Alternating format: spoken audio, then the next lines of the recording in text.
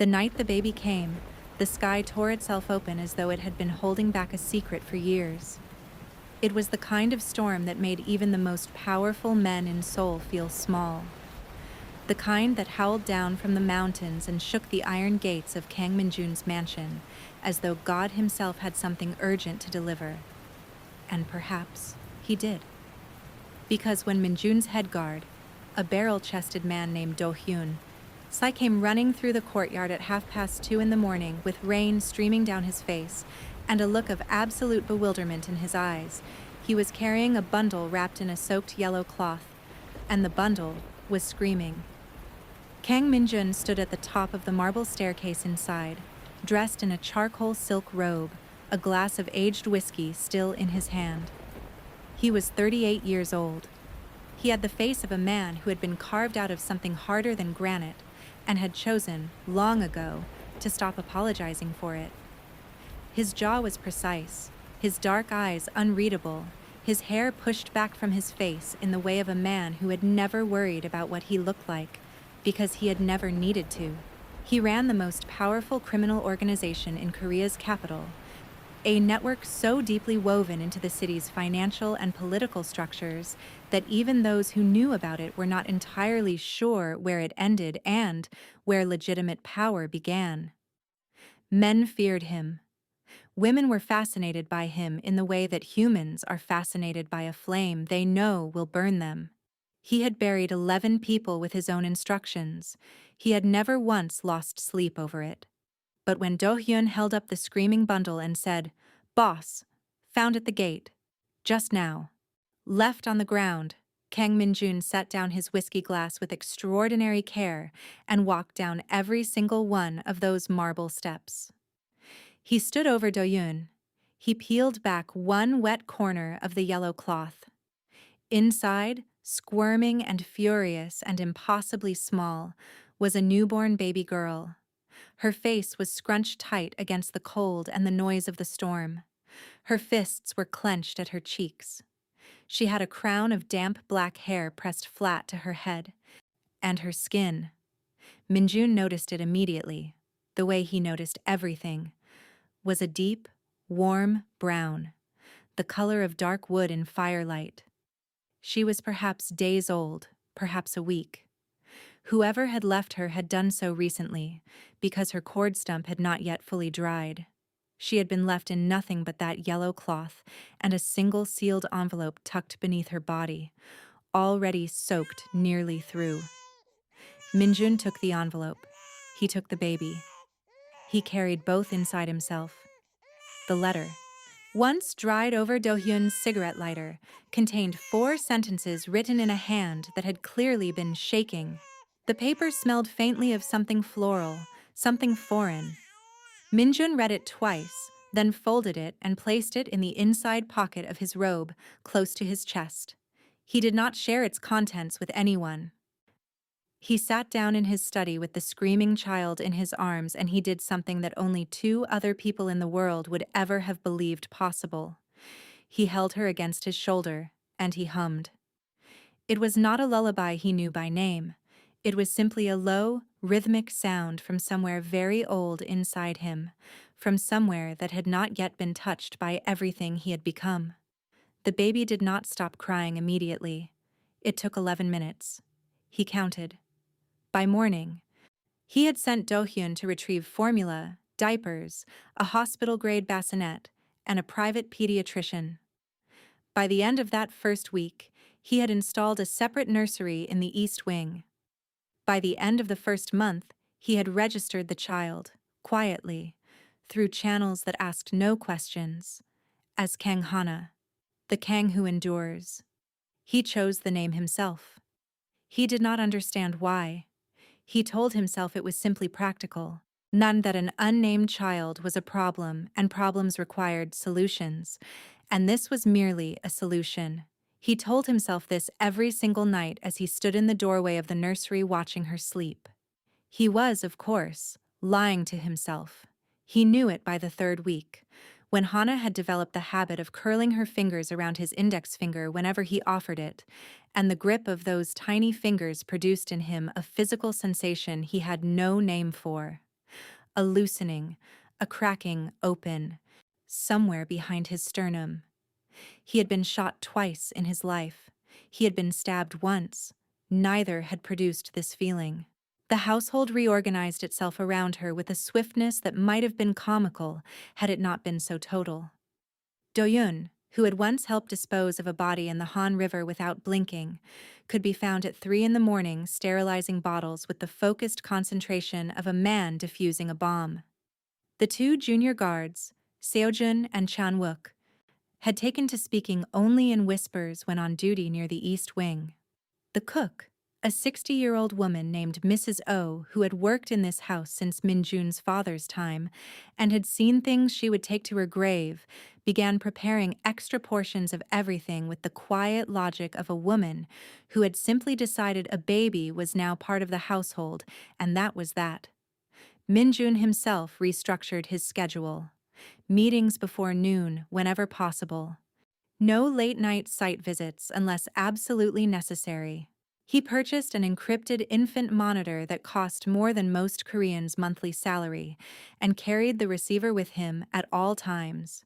He read, genuinely read, not simply commanded his people to research, every pediatric developmental milestone guide available in Korean, and then in English, and then found one in French, which he had one of his analysts translate. When Hana smiled for the first time, a gummy, accidental, morning smile that she aimed at the ceiling, Minjun was alone in the room, and there was no one to see the expression that moved across his face, which was fortunate for the mythology he had spent 38 years constructing. 6 months passed. Hana grew. She grew in the way of babies who are well-loved and well-fed and surrounded by people who have decided, collectively, to be gentle, even when gentleness does not come naturally to them. She grew round-cheeked and curious. She grew into her own laugh, a low, surprised gurgle that made the entire East Wing feel lighter. She grew into the habit of reaching for Minjun's face whenever he held her, patting at his jaw and his nose with fat, curious fingers, as though she were mapping him, as though she were deciding something important about him. He let her. He let her decide. And it was on an ordinary Tuesday in the 7th month, a Tuesday on which Minjun had just concluded a meeting with 3 men he would later need to ruin financially, and had come home feeling the particular coldness that such meetings always left in him, that Do-hyun knocked on the study door and opened it without waiting. "Boss, there's a woman at the gate." Minjun did not look up from his documents. "Which woman?" "Don't know her. She's not Korean. She's Nigerian, I think. Or West African. She came alone. She has a single bag. She says she wants to speak to the head of the household about a child. She said, 'Boss.' She said she knows about the baby." The room was very quiet for a long moment. Minjun placed his pen down. He smoothed the front of his jacket. He said, "Bring her in. Take her coat if she has one. Offer her tea. Do not be rude." Do-hyun blinked. In 11 years of service, his employer had never once specified that a visitor should not be treated rudely. He said only, "Yes, boss," and left. Her name was Adeyeze Okonkwo. She was 29 years old. She stood in Minjun's study doorway wearing a deep green wool coat over a simple white dress, and she stood there in the way of a woman who has rehearsed this moment thousands of times in her mind and is discovering now that reality is nothing like what she rehearsed. She was tall, composed in the way of someone managing enormous effort to appear composed, with high cheekbones and large dark eyes that were doing something complicated, cycling through emotion the way a storm cycles through its phases, from thunder to stillness and back again. She wore her hair natural, a full halo of tight curls that framed her face like a crown. Her hands, Minjun noticed, were perfectly still at her sides, but her jaw was tight. She looked at him. He looked at her. He gestured to the chair across from his desk. "Sit," he said. Not unkindly, simply directly. She sat. She set her bag by her feet. She said, "I'm here about my daughter." Your daughter, Minjun repeated. The child who was left at your gate, 7 months ago, during the storm. The silence that followed was the kind that has weight. Minjun studied her. She met his gaze without flinching, which told him something. Tell me, he said finally, why you left her. And here was the thing. Here was the thing that would define everything that followed, that would stretch and strain and ultimately crack every assumption either of them had arrived in this room carrying. Adeze Okonkwo looked at Kang Minjun across the width of that enormous mahogany desk, and she said, very clearly, very calmly, I won't be answering that question. What I will tell you is that she is my biological daughter, that I want her back, and that whatever arrangement needs to be made in order for that to happen, I am prepared to discuss it. Minjun looked at her for a long time, then he said, no. What followed was not a simple standoff. Simple standoffs are resolved in hours or days. This one took weeks. Weeks of Adeze living in a small, clean guest room in the east wing that Minjun had offered with the calculated logic of a man who prefers to keep his opponents visible. And weeks of Minjun and Adeze circling each other in the corridors and across dinner tables, with the particular tension of two people who are simultaneously adversaries, and the only two people in a room who know the full gravity of what is at stake. She was allowed to see Hana. Minjun decided this on the second morning, alone, and announced it without explanation.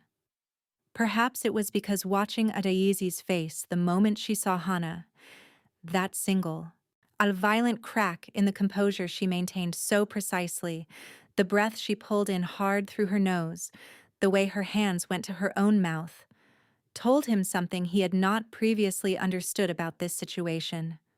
Whatever had brought this woman to his gate, whatever had caused her to leave her newborn daughter on the stones in a storm, it had not been lack of love. He did not yet know what it had been, but it had not been that. Hana responded to Adeze the way babies sometimes respond to their biological mothers even after months of separation, with an alertness, an attention, a focus that was different from how she focused on others. She did not go to Adeze's arms immediately. She had Minjun's arms as her known world after all, and she was 7 months old and the world was still primarily organized around what was familiar. But she watched Adeze. She watched her with those deep, serious eyes that had become increasingly her dominant feature, those eyes that were somehow both her mother's and her own distinct, determined thing. And she allowed Adeze to touch her cheek, and she did not look away. Adeze took every offered moment with Hana and held it as though it were something physical she could press into herself for safekeeping. She sang to her in Igbo, low songs that came from somewhere ancestral, and Hana listened in the absolute way of babies who have not yet decided what is music and what is not, and therefore allow everything to count. Adeze fed her, changed her, learned the specific ritual of her nap time. 3 pats on the back, then stillness, then the humming. She learned the humming from Minjun.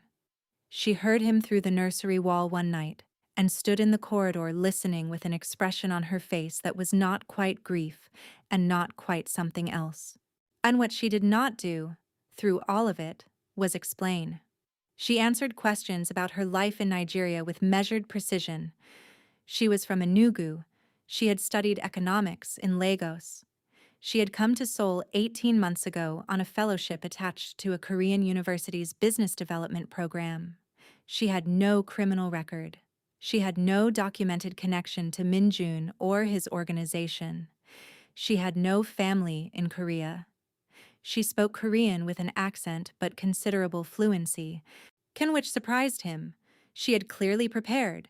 But the question, the only question that mattered, the question of why, she deflected with the consistency and elegance of someone who has made an absolute decision.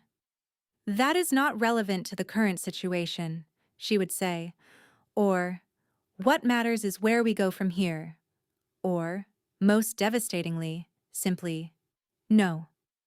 Minjun, who had broken men with far more experience at concealment than Adaize Okonkwo, he found this maddening in a way he could not fully rationalize, because the maddening part was not that she was hiding something. It was that whatever she was hiding was clearly enormous, and she was clearly carrying it alone. And some part of him that he could not silence entirely wanted to know not just what it was, but what it had cost her. It was Mrs. O who first said what everyone in the household was beginning to think. On an evening in the 4th week when Minjun came to the kitchen for a glass of water and found the old woman sitting at the table with her hands wrapped around a cup of barley tea, looking at him with the frank, undisguised assessment of a woman who has known a person since before they understood themselves. "You're not fighting her," Mrs. O said. "I'm not fighting anyone," Minjun said. "Exactly," said Mrs. O, and sipped her tea. He thought about that for 3 days. He was not fighting at ease. He had access to the most aggressive legal resources in the country and had not deployed them. He had not requested a paternity investigation, which would have established his non-biological relationship to Hana and complicated his own legal standing considerably. He had not, despite Do-hyun raising the possibility once and immediately regretting it from the look on Minjun's face. He considered any of the methods by which men in his position sometimes made inconvenient people quietly unavailable. He was, in point of fact, feeding her, housing her, and allowing her to spend several hours a day with the child she claimed as her daughter, and he was doing all of this because he had decided to, and he had decided to, because some part of his thinking, the part he was least able to examine clearly, had concluded that Adaize Okonkwo was not his enemy, that she was something else. Something he did not yet have a category for. She came to his study on a Wednesday evening in the 5th week. She knocked, which she had not done before. She sat in the chair across from his desk and she looked at him differently than usual. Not the managed, composed look of someone performing steadiness, but the look of someone who has made a decision that they know is going to cost them. "I need to ask you something," she said. "Ask." "What does she mean to you, Hana?" "Truthfully, not what you've told yourself. What does she actually mean to you?" The question landed in the room and sat there. Minjun did not answer immediately. He had the particular quality of a person who knows their own mind very precisely, and therefore never speaks before they are ready to say exactly what they mean. When he spoke, he said, "She is the first thing in 15 years that I have not been able to quantify. She is the first thing I have ever held that I was not willing to let go of, regardless of the strategic calculation. Whether that constitutes love, whether I am capable of what that word usually means, I cannot tell you with certainty. What I can tell you is that I will not let her be harmed by anyone, for any reason, including, if it comes to it, by the legal machinery of this country being used to remove her from a home where she is, by any observable standard, deeply cared for." Adaize was quiet. Then she said, "That's the most honest thing you've said to me. I don't make a habit of the alternative." She looked at her hands. She said, "I left her because someone told me that if I didn't, they would kill both of us. And I believed them, because I had reason to." The room was completely still. "Who?" said Minjun. Not a question, a request for a name. She looked up at him. She said, "That's the part I still can't tell you." But secrets, in Minjun's world, had a way of making themselves known whether or not the person carrying them chose to speak. He had spent 20 years in an industry where information was currency and survival depended on knowing the shape of a thing before it arrived. And so, while Adaize continued to manage what she would and would not reveal, Minjun was doing what he had always done, looking. He set Do-hyun to work, quietly, again with the specific instructions of a man who knows that the most revealing information is usually found not in what people have documented, but in what they have taken pains to leave undocumented. Within 2 weeks, Do-hyun had built a picture, not a complete one. There were gaps, deliberate gaps, places where records stopped and then resumed with suspicious cleanness. But enough of one.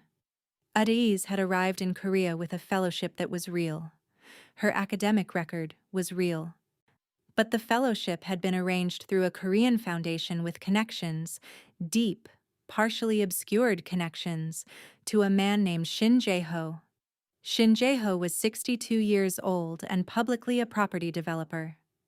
He was, less publicly, the architect of a financial arrangement that had been the primary source of competitive tension between his organization and Minjun's for the past 4 years. He was also. And here was the piece of the picture that Minjun stared at for a very long time when Do-hyun placed it on his desk.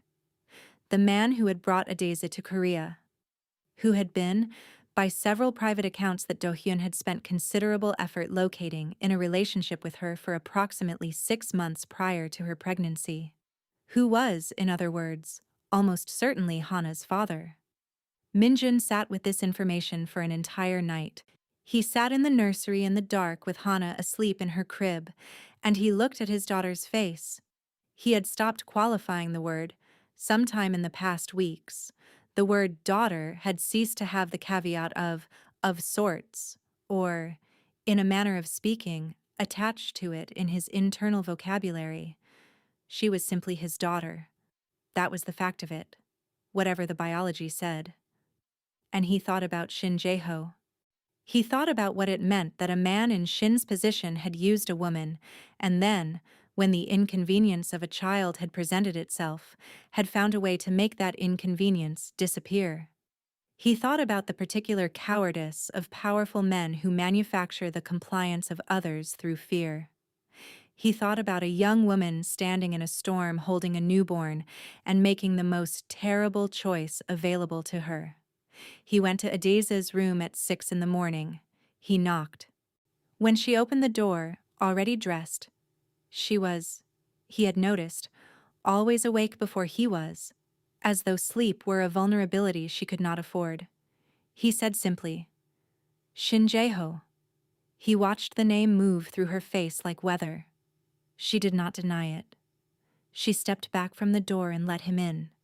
She told him everything now, or nearly everything. She told it in the flat, in-controlled voice of someone who has rehearsed not the story but the telling of it, the specific practice of speaking facts without letting the emotion of them overwhelm the architecture of the words. She had met Shin through the fellowship orientation. He had been charming, sophisticated, enormously attentive. She had not known initially who he was beneath the surface of legitimate business. By the time she understood the fuller picture, she was already in love with him, or something she had mistaken for love, and pregnant. When she told him about the pregnancy, he had been calm. Too calm. She had not understood the calmness at the time. He had said he needed to think. He had gone away for a week. He had come back with a man she had never seen before. A man whose function in the room was entirely communicated by his posture and his silence. And Shin had explained to her, very quietly, that a child was not possible, that it would create complications he could not manage, that if she attempted to have and keep this child in Korea, or to make any claim through legal channels, the consequences would be total and irreversible. She would disappear. The child, if born, would disappear.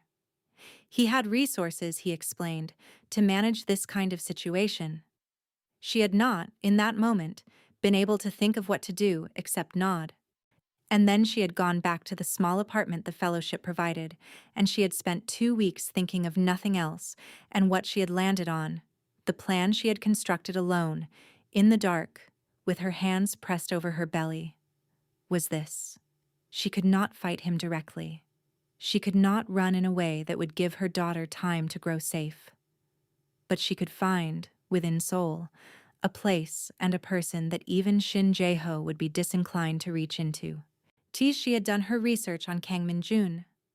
She had found, in the particular grammar of Seoul's underground, that he was feared in a specific way. Not simply for his power, but for his code. He did not involve himself in trafficking. He did not harm women or children. He had, on 2 documented occasions that she had found through extraordinary effort, intervened in situations where those things were happening, to his competitors' significant cost. She had decided, standing in a storm with a newborn daughter 3 days old, that this was the best available shelter. "You used me," Minjun said. He said it without heat, as an observation. "Yes," she said. "I used the reputation you built through terrible means to protect my daughter from a different set of terrible means. And I would do it again." He was quiet for a moment.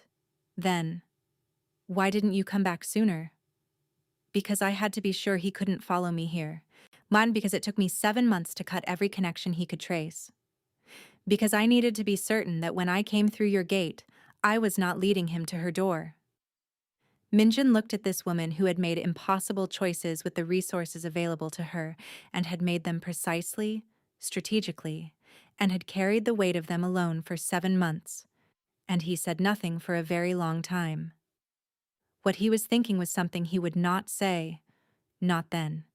What he was thinking was that Adaeze Okonkwo was, in the vocabulary of his particular world, the bravest person he had met in a considerable number of years. The moral architecture of the weeks that followed was complex and did not resolve neatly, as the moral architecture of real situations rarely does. Adaeze did not simply move into the mansion. Minjun did not simply hand Hana over. What happened was something more uncomfortable and more honest. They negotiated. They argued, sometimes loudly, in the study with the door closed. They circled the central question, who Hana belonged to, without ever landing on an answer that satisfied either of them, because the honest answer was that she belonged to both of them in ways that were not mutually exclusive and were not, by any standard framework, legally navigable. Adaeze was her mother. This was biological, emotional, and moral fact. She had carried this child. If she had made the most devastating choice of her life out of love for her. She had spent 7 months in an agony that she had not allowed herself to express, because expression was a luxury she could not afford. Her claim was absolute in the way of primal things. Minjun was... what? He was the man who had held Hana at 2 a.m. through colic. He was the man who had learned, through sheer determined repetition, exactly how to support a small head without being told. He was the man who had reorganized an entire criminal enterprise around an infant's nap schedule. He was the man whose #1 enforcer now owned 3 baby books and had opinions about the merits of different teething rings. He was, by any functional measure, her father in the only sense that had ever mattered, which was that he showed up every single day, whether or not it was convenient, whether or not it cost him something. And Hana herself. Hana, at 8 months old, she had no vocabulary for this debate and no vote in its outcome, and was therefore magnificently, heartbreakingly indifferent to it. She wanted what all babies want: warmth, food, familiar smell, the specific voices and hands that constituted her known world. She had 2 sets of those now. She reached for both. She did not choose between them. She had not been asked to. It was Mrs. O, again, who said the thing that none of them had managed to say. She said it to both of them. On an afternoon when they had both ended up in the kitchen at the same time and were sitting on opposite sides of the table with cups of tea. Neither of them was drinking, both staring at the floor with the exhausted expressions of 2 people who have been arguing about the same thing from 2 completely legitimate positions and have run out of new angles. "That child," Mrs. O said, not looking up from the vegetables she was slicing, "is not going to remember this conversation when she is 30. She is going to remember who was there. Both of you are here. Figure out how to both stay here. Everything else is vanity." She put down her knife. She looked at both of them. She said, "I have seen this man be gentle with that child in ways I did not know he had in him. And I have seen you, Miss Adize, love her in a way that does not need explaining to anyone who has eyes. Stop deciding who she belongs to. She belongs to herself. Your job is just to be worthy of her." She picked up her knife again. The vegetables continued to be sliced. The arrangement that slowly, imperfectly, painfully evolved was not a legal one, and was not a romantic one, though it was suspected of being the latter by everyone in the household, with the exception of Minjun and Adize themselves, who maintained with great conviction that it was nothing of the kind.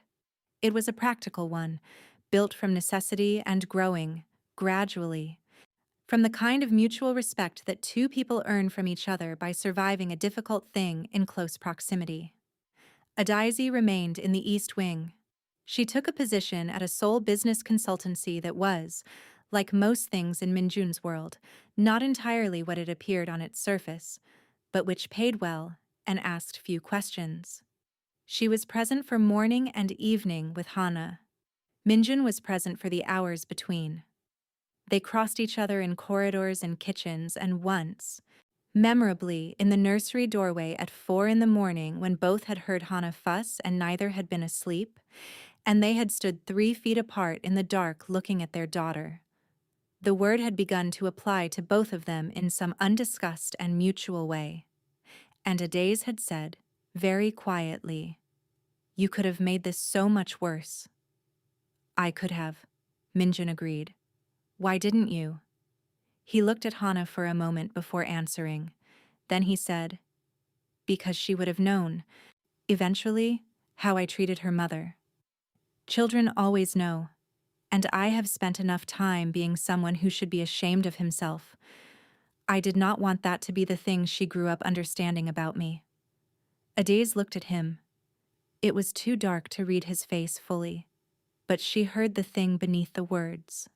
The thing that was not the carefully managed affect of a powerful man, but something older and more uncertain and more honest.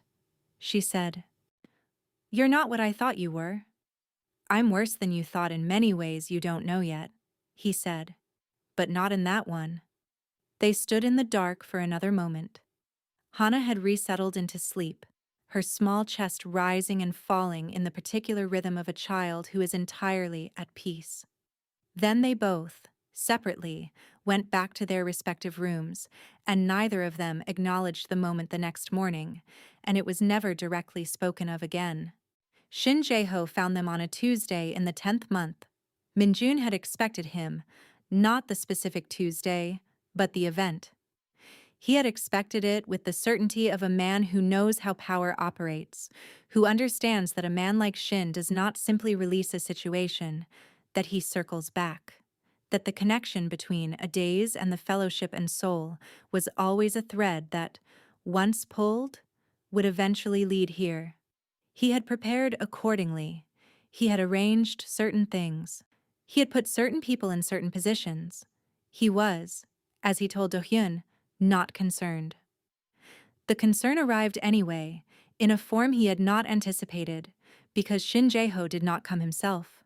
He sent instead a lawyer, a very clean, very well-dressed lawyer named Park something, who arrived with documentation, legitimate documentation, prepared through proper legal channels with names and signatures and filings that were, on their face, entirely correct, claiming paternity of a child identified as Kang Hana, female, approximately 10 months old, and asserting the biological father's right to custody proceedings.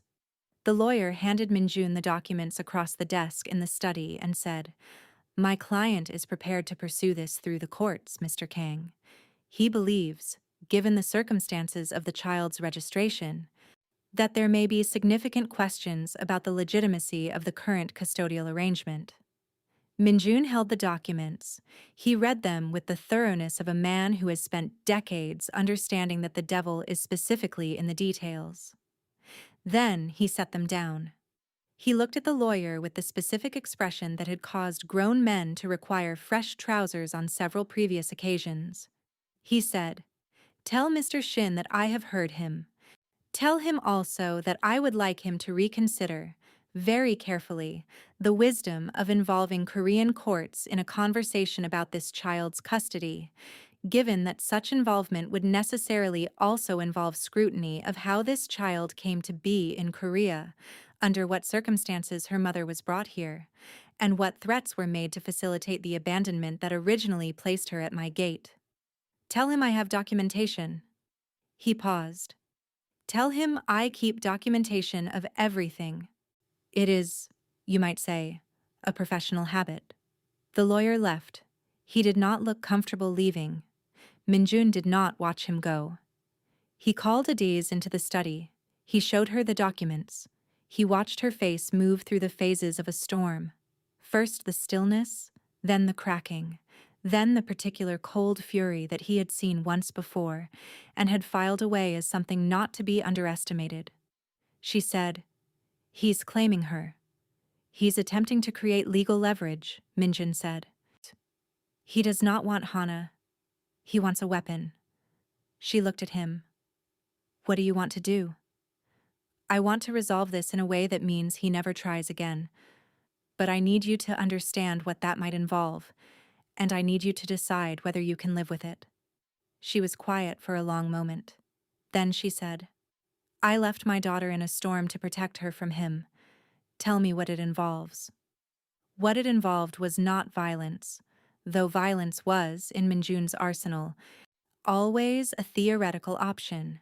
What it involved was something more surgical: the careful, methodical deployment of 20 years of accumulated information about Shin Jae-ho's financial arrangements, his organizational affiliations, his property transactions, and approximately 16 other categories of detail that Minjun's people had assembled over the preceding months in the manner of a person building an exit strategy for a conversation that had not yet begun.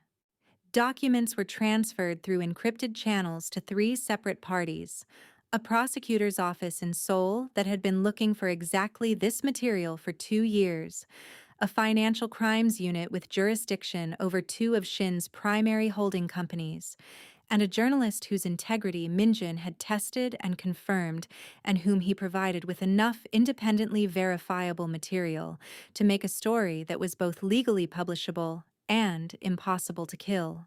He did not inform Adiz of every detail of this process. Some of it was not hers to carry. Some of it existed in a moral register she did not need to share. She understood the broad shape of what was happening, and she did not ask for the granular specifics, and he did not offer them. And this was, for both of them, a workable arrangement. Shin Jae-ho's lawyer withdrew the custody claim 8 days later, citing the client's desire to resolve the matter privately. 4 weeks after that, 2 of Shin's largest companies were under formal investigation. 6 weeks after that, he left Korea. Whether he left voluntarily or otherwise was a question that circulated in certain corridors and was not publicly answered.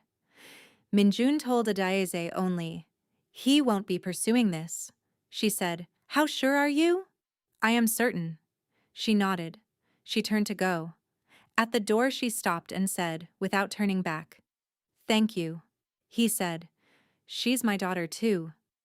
There was a pause. She said, "Yes, she is." And she left the doorway, and he sat very still in his study for a long time, listening to the quiet house, to the particular silence of a place that has become, against all logical prediction, a home. Hana was 14 months old on the night that everything shifted again. It was raining. Of course it was raining. Minjun had begun to believe that rain was simply the weather of significant events in his life, that the sky had some private arrangement with his fate. He was in the study.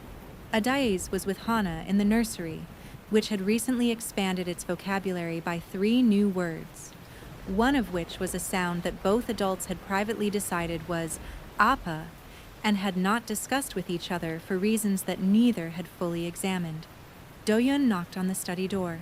He opened it without waiting, which meant it was urgent. His face had an expression on it that Minjun had not seen before. Not fear exactly, but the cousin of fear. Something that said, "This is outside what we planned for." "Boss," Do-yun said, "there's a man at the gate." Minjun set down his pen. "What kind of man?" "Nigerian. He's young, maybe 30. He came alone." Do-yun paused. "Boss, he says his name is Emeka Okonkwo. He says he's looking for his sister." The room was very quiet. Outside, rain moved against the windows in waves. "And?" Minjun said, quietly, knowing there was an and. "He says he has a letter from someone. A man who wanted to be sure the letter got here before something happened to him." Do-hyun swallowed. "The letter is from Shin Jae-ho." Kang Minjun did not move for a very long time. He was a man who had survived 20 years of a world that ran on secrets by developing an absolute instinct for the moment when a secret, buried deep and long, finally decides it is done being buried. He felt that moment now. He felt it the way you feel a storm before it arrives. The pressure drop, and the particular quality of the air, the knowledge that what is coming will reshape the landscape. He stood. He straightened his jacket. He said to Do-hyun, "Bring him in. Get a daise." And Do-hyun, "Boss? Make sure Hana is asleep first." He walked to the window. He stood looking out at the rain falling on the iron gate of his mansion. The same gate where, 14 months ago, on a night exactly like this one, something had arrived that had remade him without his permission, and without his understanding, and without any of the warning he usually required. He thought about the letter in his inside pocket, the original letter, the 4 sentences he had read and folded and kept against his chest for more than a year. He had never shown it to Adais. He had never told her it existed. He had been carrying it the way you carry something you are not yet ready to put down. He reached into his pocket now and held it in his hand without opening it. Behind him, footsteps in the corridor. Adaisi's voice, low and alarmed, asking Do-hyun something. The sound of a door. The sound of the rain. Kang Minjun closed his hand around the letter and turned to face whatever was coming, as he always had, as he always would. The difference was that this time, he was not entirely alone when he did it. But what Shin Jae-ho's letter contained, what truth it carried across the distance of a ruined man's conscience, was something that would change the nature of everything they had built together, in ways that none of them could yet see clearly. The gate opened. The young man walked through the rain toward the door. And the child slept on, unaware, in the house that a storm had made her home.